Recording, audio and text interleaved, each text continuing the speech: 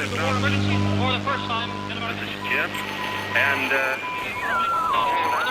Receiving this message.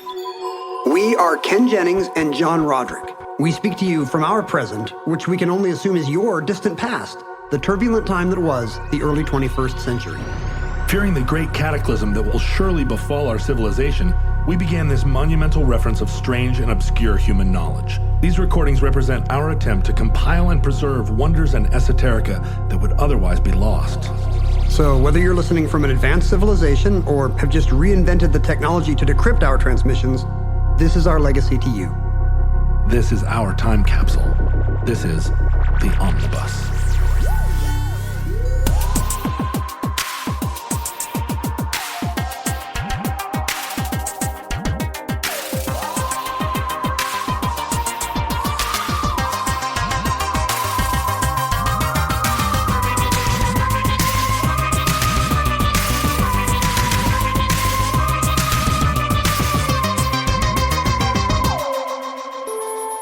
You have accessed entry 060.SS0203, certificate number 36692. Johnny Appleseed. Well, sir, every time I see an apple blossom sky, I think of Johnny Appleseed. Because, of course, them clouds up there, they ain't really clouds at all. No, sir. Why, shucks, there wouldn't be no apple blossom sky if it weren't for the fact that Johnny... But now, hold on here. Guess I better start back to the beginning. I don't even know about juveniles in the far future, but do kids today even get all the time in elementary school we had to spend on tall tales and American folk heroes? Do you remember how like a half of elementary school is tall tales, a genre that really doesn't exist? You know, my daughter has she has never referred to a person with a pumpkin for a head. And it feels like I spent half of a second grade thinking about. It's so important to know that horseman. Pecos Bill could lariat a tornado, but Paul Bunyan could butter up a griddle with butter the size of a mattress or something. How are you gonna dig that tunnel across the Rockies to build the train? Yeah, it's right? almost like a kind of creationism where they're like, and that was the Grand Canyon. Yeah.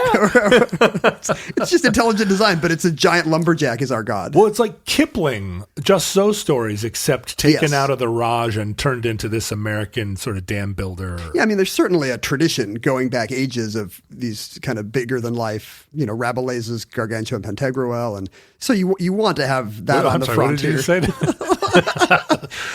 Rabelais, Bumberdick Cumberbatch? I thought you wouldn't call me on it.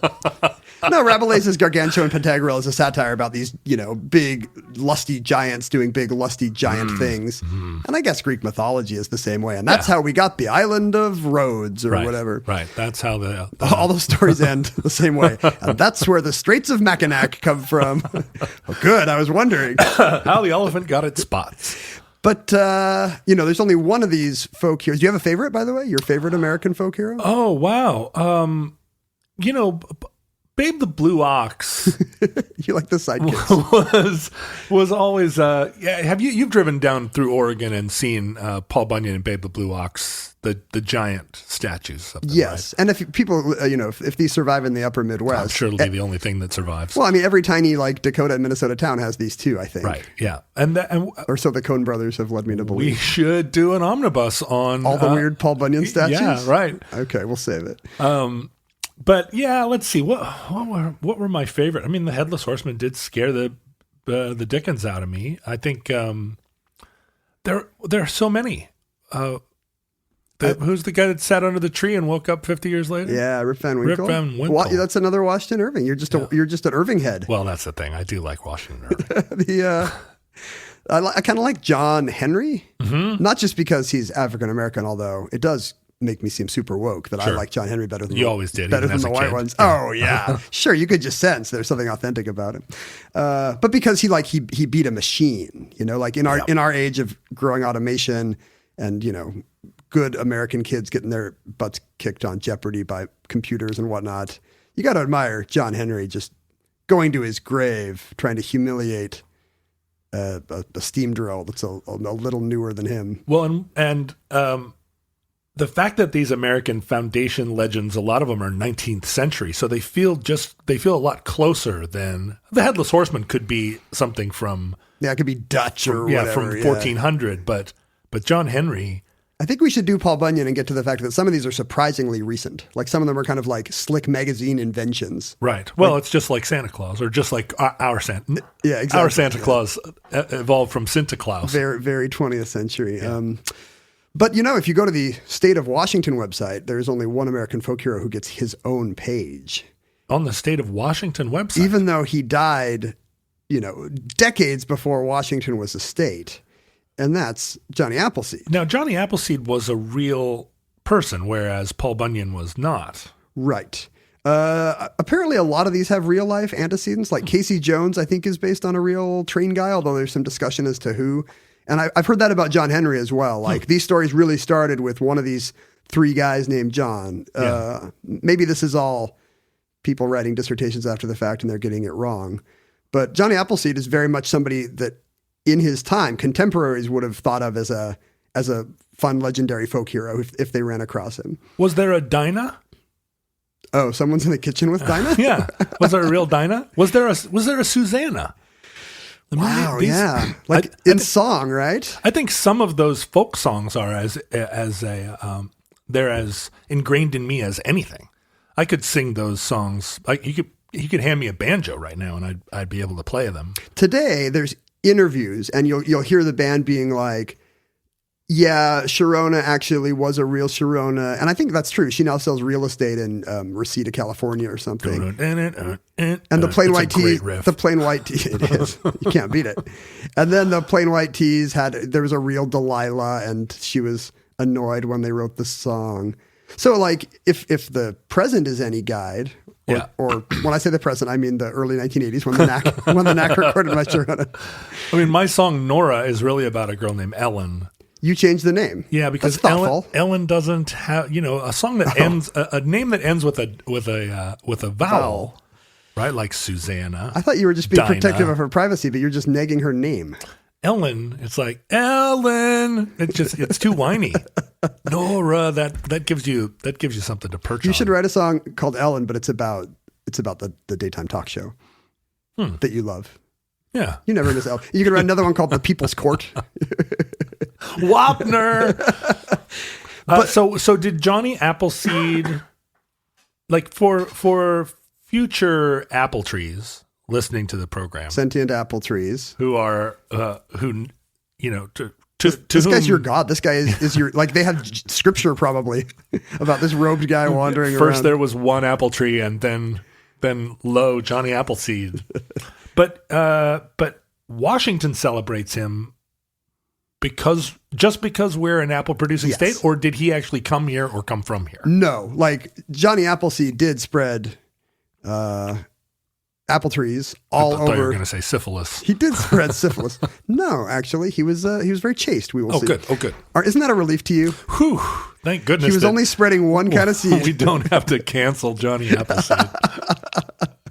Imagine just showing up at some town. There's all these little kids with like tin pots on their head, like a whole generation.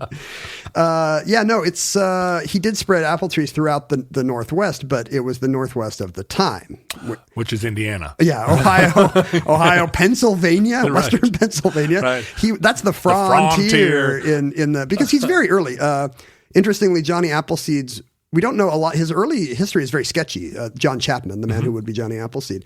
But one thing that the church records do make clear is that his mother did die in July 1776. Whoa. So she probably got to enjoy America for like a week. She got there, though. She got over the line. Maybe. What if it's July 3rd? We don't know.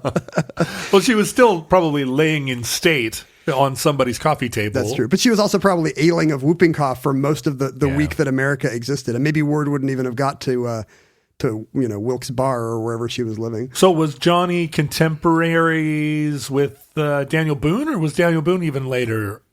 Daniel Boone's only a little later. I think they would have overlapped by a few decades. That's my sense in my head without looking it up. Out crossing their paths. And now that's the only thing the future knows about Daniel Boone. So right, he may have met Johnny Appleseed. Johnny Appleseed never went as far south as the Cumberland Gap. Like there are fruit trees in what is today Ontario I mean, there are regions of what is now Ontario that were Johnny Appleseed nurseries. He was kind of in from West Virginia north. He was a Yankee.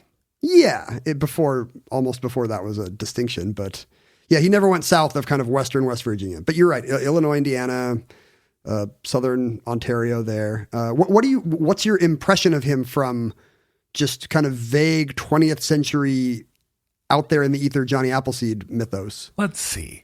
The way he's portrayed to me in 1970s elementary school was that he was part of the great fruition of America. Taming the... Yeah, we cleared the forests, the great hardwood forests of the upper Midwest. Which will never, ever come back. Which were probably a sight to behold. That's not true. 100 years after the event, whatever it is, beautiful hardwood forests will be back, like in Times Square. So...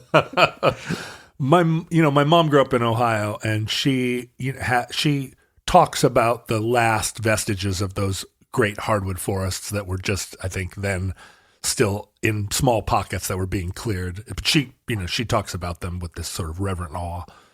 But then he was coming along and seeding the new empire, right? With apples were a cheap source of food and money, and everyone loves an apple. I mean, you hear the Johnny Appleseed story and it's always presented with a picture of a kid kind of biting into a juicy red delicious before apples all became like wax. That's the Washington bombs. State website is like, don't you love a biting into a great apple? Well, so did Johnny Appleseed. To kind of get a 20th century idea of the Johnny Appleseed myth, I watched the 1948 Disney cartoon of Johnny Appleseed. Oh, it was a cartoon. Yeah, it was a segment of one of these movies they did right after the war. They didn't have the budget to do like kind of a lush Snow White kind of a thing. So they did these kind of mini fantasias where a bunch of little musical shorts would be placed together and narrated by, Bing Crosby or something. I'm sure like I've seen it. It all jumbles together. Disney loved that kind of, like they did a Paul Bunyan. They did I think later they did a John Henry later. Once you could have black people in movies. They did, I think there's a Pecos Bill.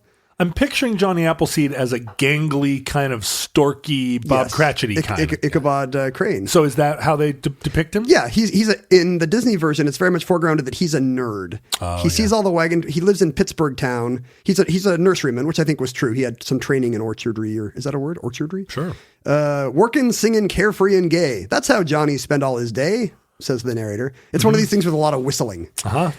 He's just jumping around, clicking his heels together. Yeah, he's actually like climbing up branches, and he slides down the branch in such a way that all the apples come off and go boop, boop, boop, boop, boop, boop, and land in his wheelbarrow. I picked apples in Yakima one season. Is it not like that? In 1986. Is it not carefree and gay?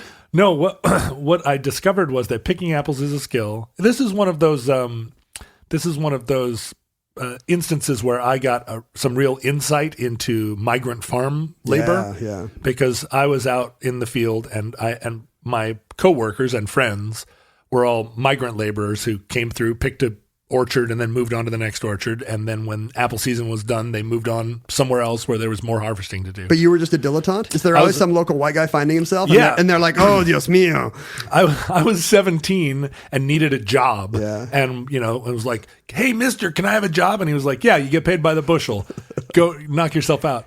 And there was a sign-in sheet where you, at the start of the day, you would write your name and then your address and social security number or something like that. And the 5 guys ahead of me on the list all had written the same social security number. But then we got out into the orchard, and I would, I'd put my ladder down and I'd climb up and I'd reach out and pick an apple, and I'd look over, and the guy on the tree next to me had filled a bushel and was climbing down his box. And I was like, hey, wow. And they're laughing at me and just like really enjoying like what an incompetent I was. I didn't fill a box in the course of a whole day. I got paid $5.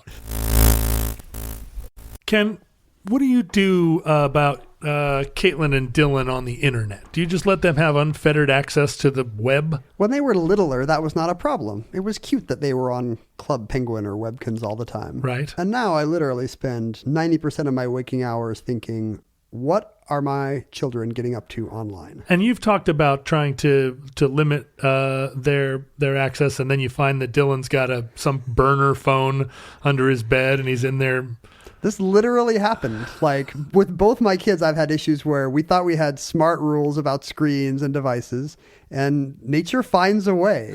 Like, do you have policies for your daughter? Well, no, because I'm still in that stage where her interest in the internet is just like, can we watch Lady and the Tramp again? And I'm like, no, it's problematic. Those were the days. So I have often wondered, like, how do you solve this? Like, you should be able to enforce whatever your family philosophy or household rules are around screens and devices, and I've wished that there was a way to do it. Well, there is a way, and it's called Circle. Circle is basically a way to manage your family's online time across all their connected devices inside and outside your home. Yeah, I've been trying this out. They sent me a Circle Home Plus, a little Circle app, and it really does all the things I was looking for. Filtering who can go to what sites, like enforcing time limits on when it's okay to be surfing and when it's not. Like, which things do you not want your kids signing up for? You can have a profile for each person on there. It's customizable, and it's every device on your network. So my son's little burner phone workaround from season 4 of The Wire would not work anymore. Yeah. So he could not outwit the Circle Home Plus. So the only thing he can do now is go out to the parking lot of a supermarket with his friends and look at their phones. Yes. I mean, there's always going to be things to worry about with your kids, but like with Circle, there's one less thing to worry about. Well, right now, our listeners, which is to say the futurelings, get $30 off of a Circle Home Plus when you visit meetcircle.com/omnibus and enter the code omnibus at checkout. If this is an issue in your home as it is in ours, in your era as it is in mine, I encourage you to check this out. Again, that's $30 off when you visit meetcircle.com/omnibus and enter omnibus at checkout. meetcircle.com/omnibus, enter omnibus to save $30. In the Disney version, Johnny sees the wagon trains heading west, west being, again, Western Pennsylvania or whatever. Right. Well, untamed. If he's from Pittsburgh town, he's in Western Pennsylvania. So they're headed out to Ohio. It could be, yeah. And he's jealous of their obvious kind of strength and fortitude. Sure, they're swinging axes. He's kind of, like they're kind of rough He-Man, and he's like you say, a gangling Ichabod Crane type. What do I have to offer?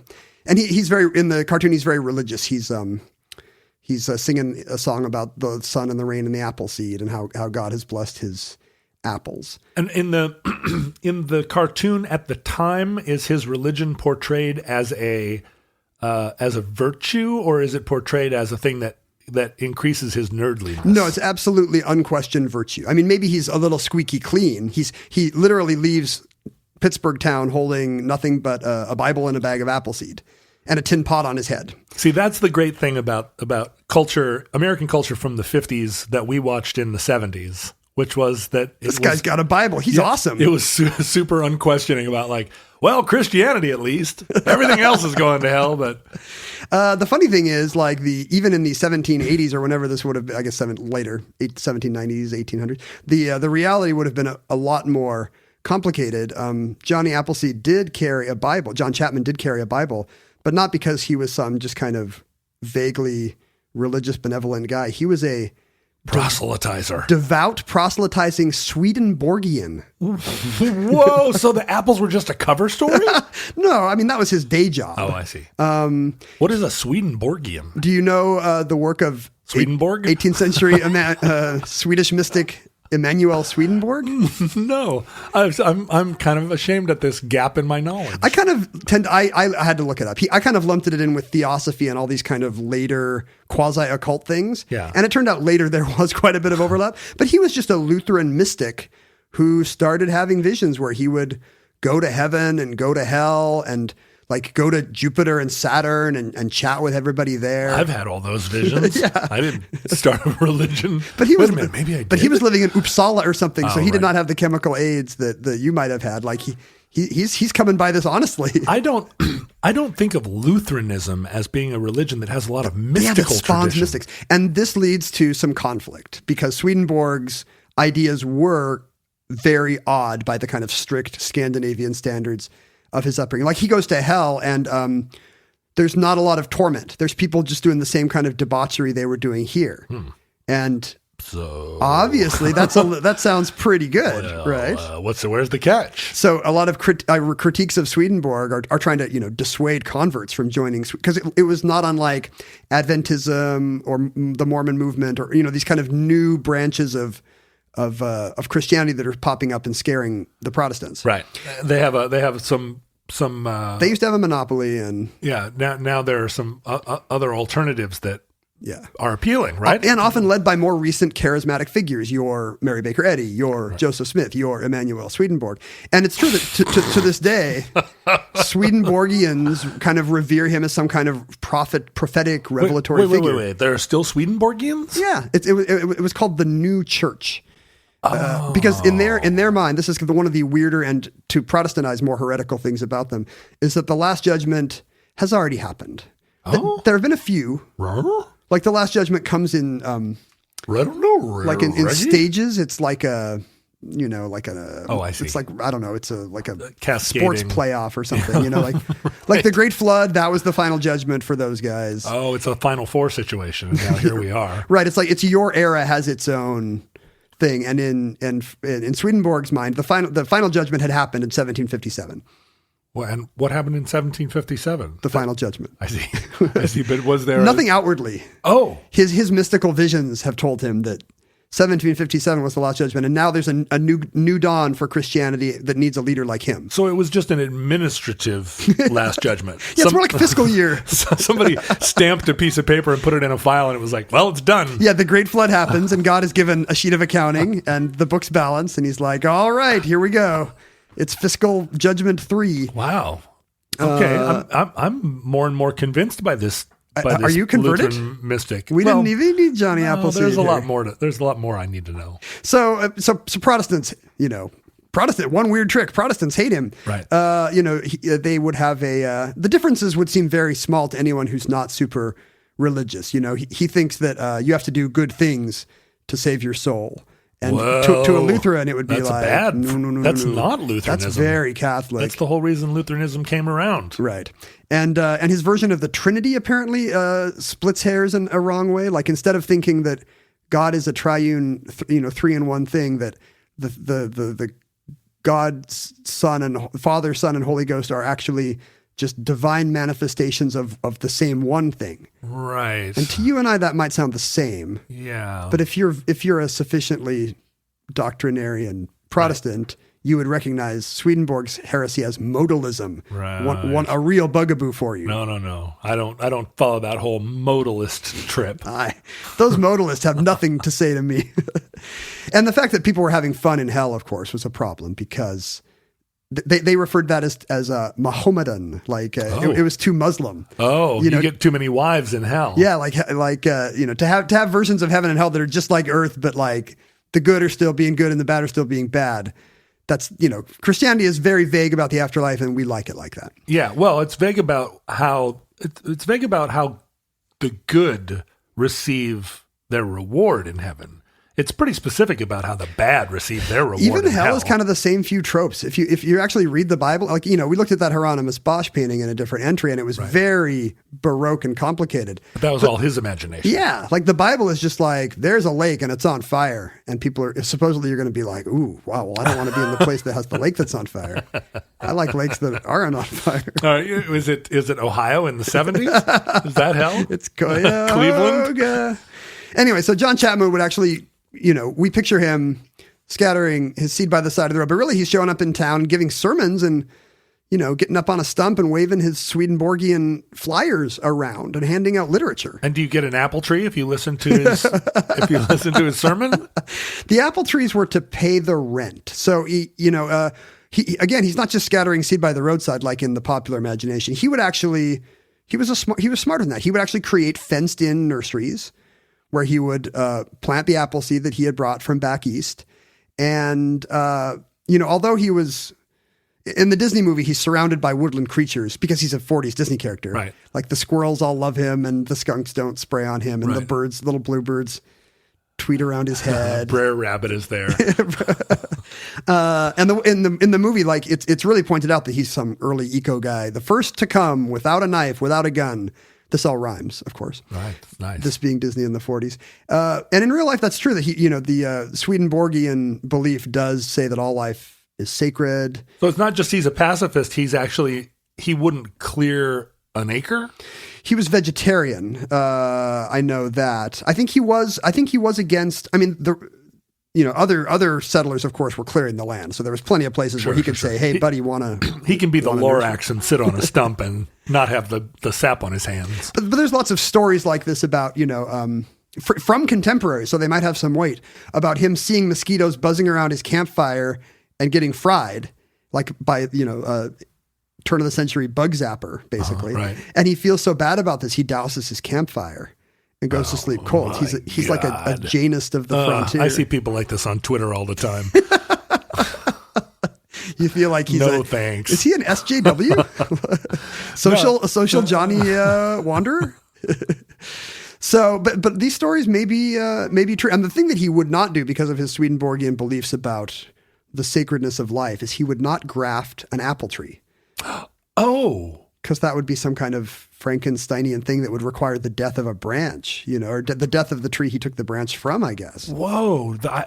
It never occurred to me that within the nurserymen, nursery persons, that there would be like varying ethics about grafting, which seemed like it was grafting was an incredible technology, an ancient one that makes good fruit trees rather than everybody just eating pie cherries. From what I understand, this is actually what made Johnny Appleseed unusual, is that he was, because he did not believe in grafting. Grafting is the way you get a fruit tree to keep producing good fruit. Because I guess you cannot just throw a golden delicious apple seed in the ground and get golden delicious apples. It doesn't grow true. It comes back as some, it's like the dog. It always ends up being a medium-sized golden long-eared coyote. And I assume that's what it is, right? It's little tiny mutations that actually separate a good apple from a bad one. And you can't count on the next litter of your mutt puppies all having the cute golden retriever ears or whatever. Right. You have to slice off the ears and put them on a new dog. They return to their native sourness, and just like me. Yeah, and as we'll see, we'll come back to this, but people on the Mayflower had been bringing grafted branches. As far back as the Puritans had brought grafted apple trees from Europe. Apples, I think, originally first domesticated in Kazakhstan. And then got really? Yeah, isn't that weird? That's kind of cool. And then got sweeter and better as they moved across Europe through, the Greeks and the Romans and the kind of Central Asian traffic that started to happen.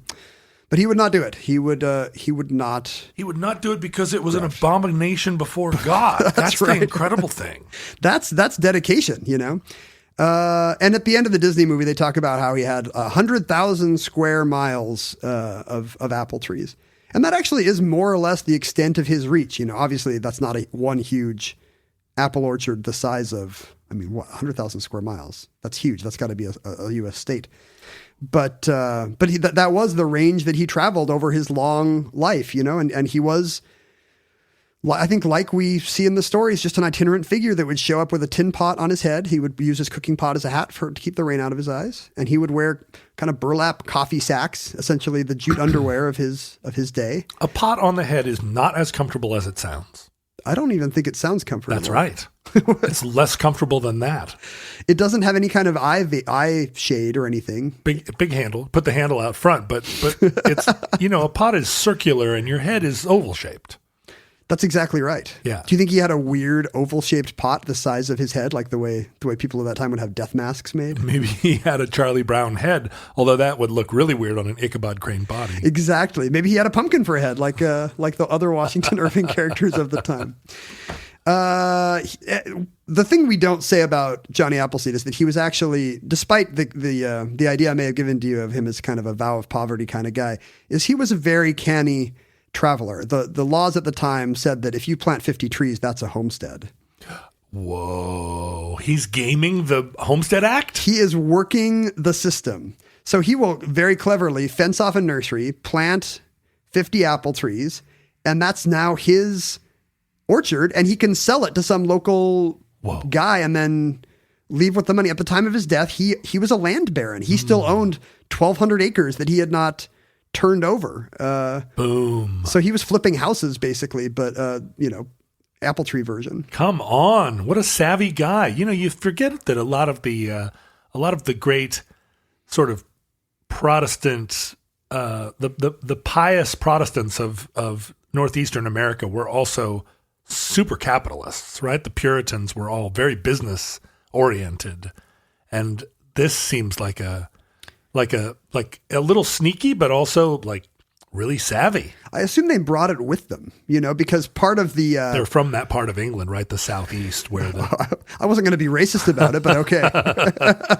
The English had was that the merchant area? Yeah, there was this mercantile class that had evolved up, and they were from that particular area that where Puritan strains of religion got a toehold. So yeah, I think that's pretty documented. I mean, I know a lot of the early settlers came for sincere religious reasons. They were dissenters. No one doubts it. They were dissenters of some kind that did not think the king was going to be cool with that. But in some part of their mind, they must have also been, and it's a wide frontier where land is free, and the Spaniards say there's gold, and there must have been some level of my family can get ahead. It's not just I'm willing to sacrifice it all so I can pray in poverty to my very devout minimalist God. I imagine that if you're a member of an ascendant mercantile class, you're maybe some of the first people that it ever occurred to them that there was social mobility. Yeah, like my life could be better than my parents. Like they had this little thatched cottage, but wait, if I go to Massachusetts Bay Colony, I can make money, and there's timber as far as the eye can see, right. and the streets are paved with salmon or whatever. My people, of course, immediately were like, "There's got to be one of us has to be the governor." I'll do it. That should be me. Did you come from a Welsh political class? No, the Welsh side of my family got here a lot later. But I have on both my mom and father's side, people that were here in 1640. And you come from the type A alpha males among them who were like, I feel like I should run this colony when you think about it. Unfortunately, they were both mom and dad's 1640 ancestors are all in Virginia colony. So I don't have any Puritan. I don't have any of that good American Yankee. You have tobacco growing slave owners? I do. Yeah. Just the worst. But the best. The best of the worst. But is that where you got do you feel like your family is kind of politicking, walk into a room and know who to talk to kind of a It vibe? all came from that. It came from Virginia, and then either through Kentucky or through Ohio. I was just having dinner on Friday with a friend of mine who met you at a Christmas party or something at our place and said, that John guy. Like he had actually looked up some of your music online and had... It's a common experience of meeting me. You go home and immediate conversion. I just need to spend all night just finding out more about this guy. He's a Roderickian now. He believes the final judgment happened the day before he saw your Elliott Smith cover on YouTube. Well, what did he come up with in his research? He said, I just like that guy. It just seems like, he just has that vibe where, he's just always going to walk into a room and feel confident talking to somebody. And, that was his first impression of you. And now I know it comes from your slaveholding ancestors. Give you an apple tree and then also end up planting 50 trees in your neighborhood. Did you enslave all the guests at my Christmas party and make them pick tobacco? It's the new slavery. It's mind slavery. Social slavery. I feel like of all the misconceptions I have debunked about Johnny Appleseed for the future, who now has a more unclouded view of John Chapman, the biggest one is the one that, you and your teachers and Walt Disney were foregrounding, which is like how important it was to have, delicious apples on the frontier. There's a whole song in the Disney version about all the recipes you can make with apples. Well, and cider, as of if course. It's that's the rub right there. The Disney version really downplays the cider. I bet it does. And it's all about how it's kind of like when Forrest Gump's friend is like Creole shrimp. Like butterfly shrimp.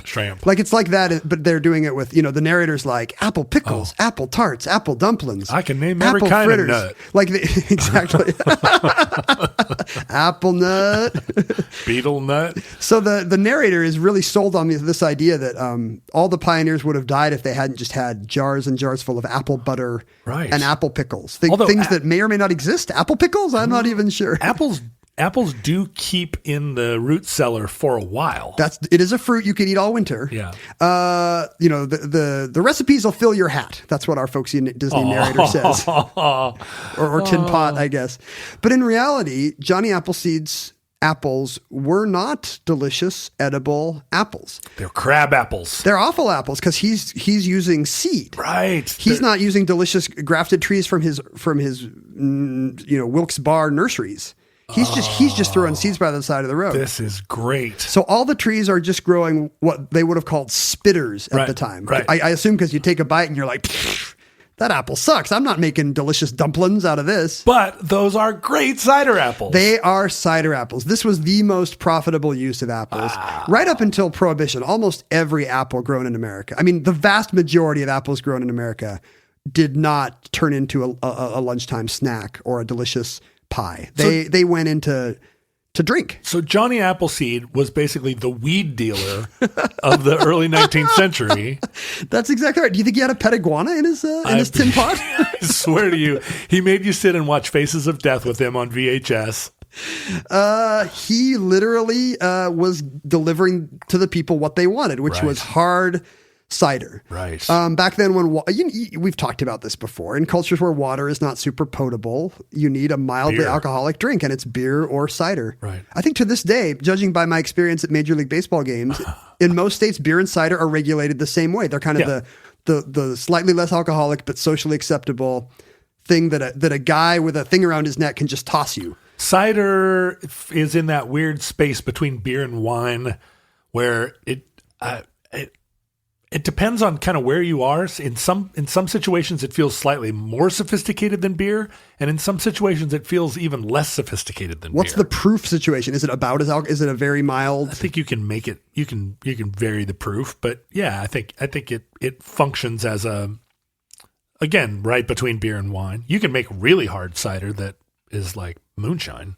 In rural America, in the very early 1800s, it was water, but it was also beer. It was, the thing that guys would drink out, but it was coffee. It was wine. It was, every social situation you would have your cider, Applejack or apple sass or whatever they called it.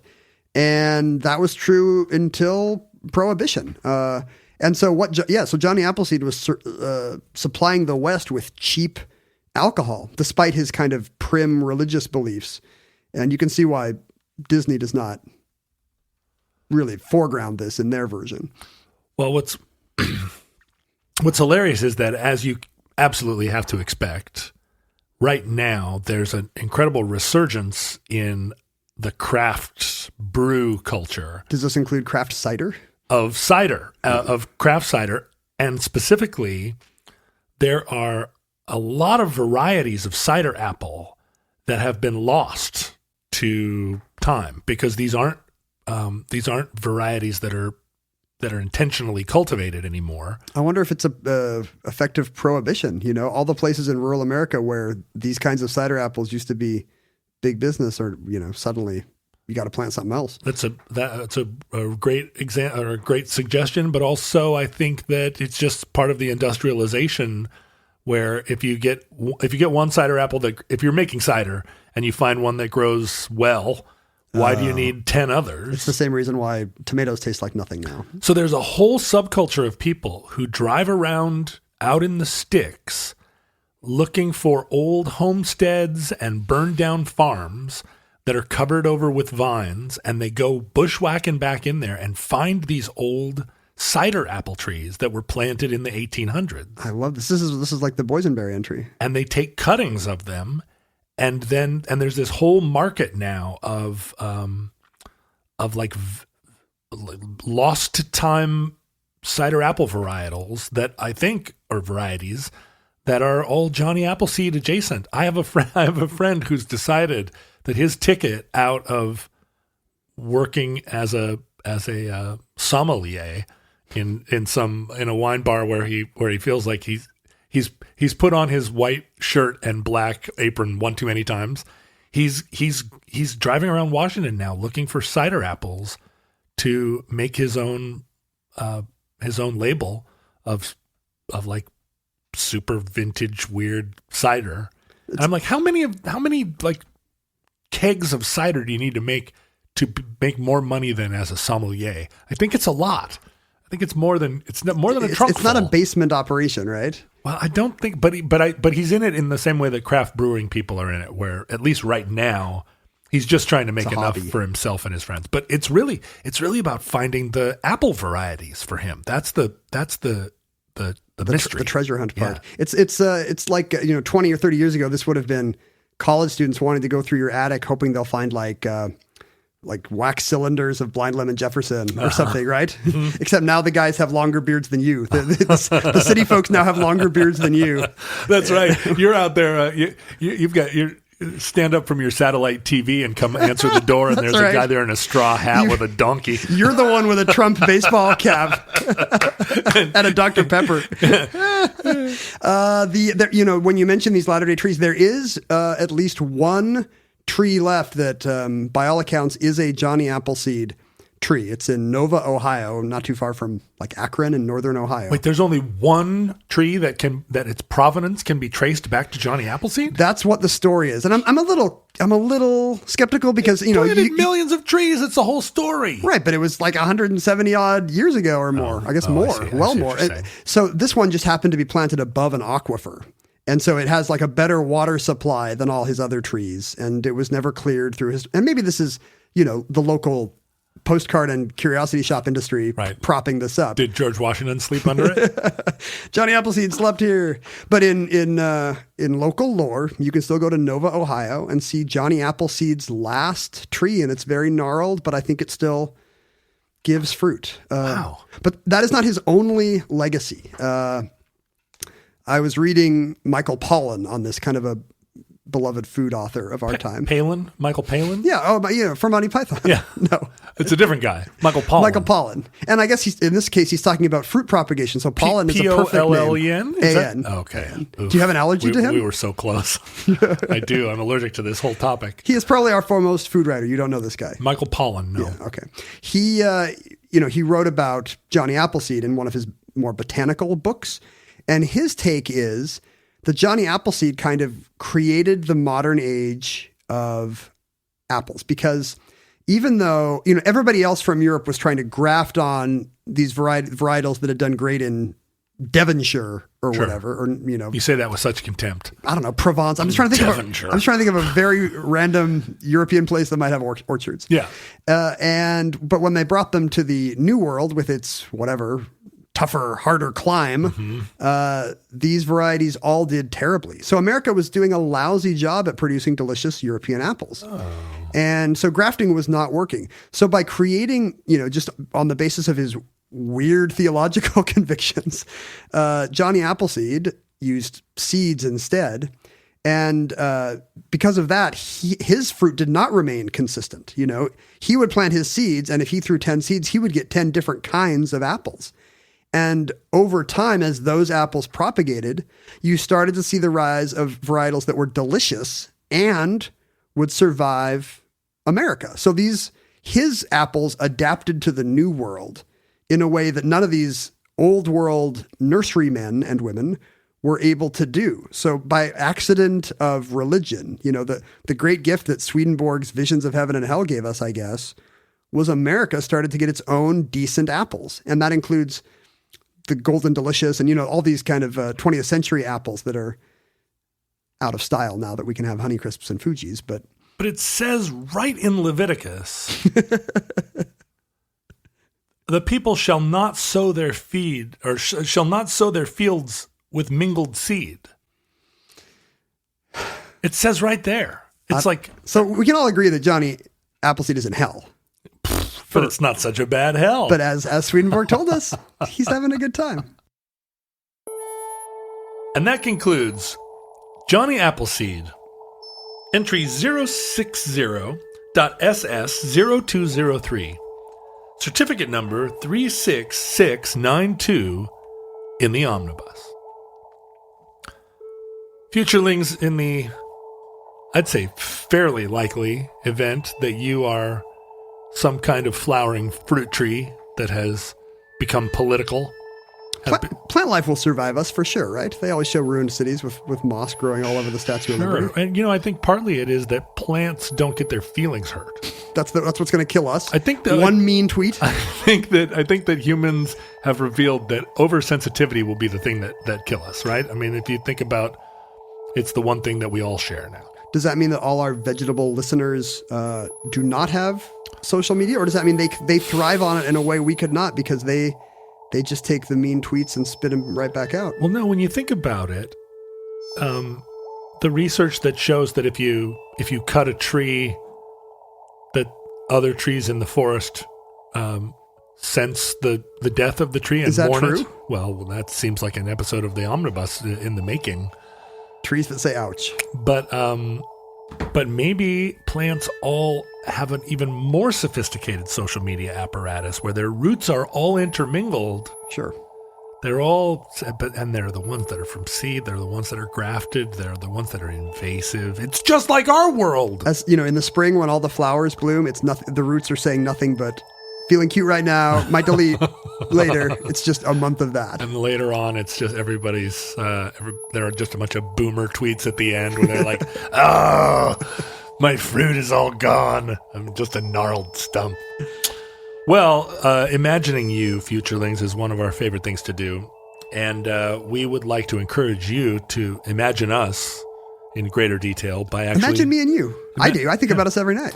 Imagine us, imagine going to our social media feeds and seeing the hilarious things that Ken tweets and see me basically fending off hordes of angry listeners. Imagine there's no Facebook. It isn't hard to do. No hell or heaven, or at least ones that no are... Vine below us.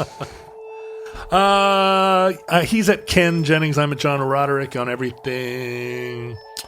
You can email us at theomnibusproject@gmail.com. Ken will read your letter. If it mentions me by name, he may show it to me. It really has to. I mean, not if it's like, but I hate John. Right. No. Don't. It'll don't be more like, I went to John's Junior High in Alaska. Go Chugach Junior High Harpooners or whatever. That I will send to you. Chugach. I don't know. The thing is that if you send show ideas to the Omnibus Project at gmail.com, Ken just grabs those ideas and uses them as if he thought them up himself. That is not true. Whereas I, every week, have to come up with my own ideas, which is very... I have a scrupulously kept list on my phone, which we'll share. I'll put it into a Google Doc so you can steal their ideas. Thank you. Please go to our Facebook page, the Omnibus Futurelings. Go visit our Reddit crew who are over there even now, mad that I get their name wrong every time. It is r/Futurelings. And two other alternatives that have underscores, and right. I don't remember. Don't deal with them. They're frauds. I'm annoyed that you've endorsed so early in the campaign. Well, I felt like I needed to pick a side. Please mail us things. Mail us your seed. Don't. Don't. P.O. Box 55744, Shoreline, Washington, 98155. And for those of you who appreciate the show and appreciate that it is it's hard out there in the world, you can support... Late-stage capitalism is not great. Oof. It's got some issues. It's a big kick in the peanuts. It really is. Unless... you are in a tiny billionaire class. And if you are, please give generously. To the Omnibus Project on our Patreon page, which is Patreon/Omnibus Project. Very good. Listeners, from our vantage point here in your distant past, we have no idea how long our civilization survived. Perhaps there is one lone human left, like Johnny Appleseed's last tree, who sits around on his aquifer telling stories about the olden times. And, it was probably just playing Call of Duty or whatever. But if there's nothing else, if we are your last connection with the society that came before, then we hope and pray that our catastrophe may never come, or at least forestalls long enough for us to complete this mammoth reference work we are compiling for you. But I like it. You're very authentic. if the worst comes soon, this very recording, as we always say, may be our final word to you. But if a benevolent Swedenborgian God allows, we hope to be back with you soon for another entry in the Omnibus.